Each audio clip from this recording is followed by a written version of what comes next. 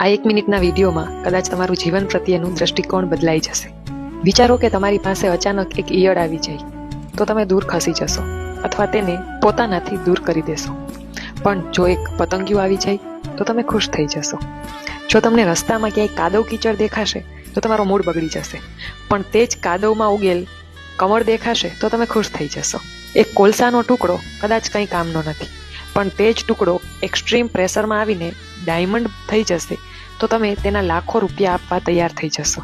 જો તમારા કપડા ઉપર રેતી લાગી જશે તો તમે ઇરિટેટ થઈ જશો, પણ આ જ રેતી જ્યારે મોતી બની જાય છે તો વેલ્યુએબલ થઈ જાય છે. મોરલ ઓફ ધ સ્ટોરી એ છે કે જીવનમાં ધીરજ રાખીને, હાર ન માનીને યોગ્ય સમયની રાહ જોવી એ જ બેસ્ટ સોલ્યુશન છે, અને એ સિવાય બીજો કોઈ ઓપ્શન જ નથી. આપણા કંટ્રોલમાં માત્ર આપણી મહેનત છે. રિઝલ્ટ તો આપણને યોગ્ય સમય આવશે ત્યારે જ મળવાનું છે.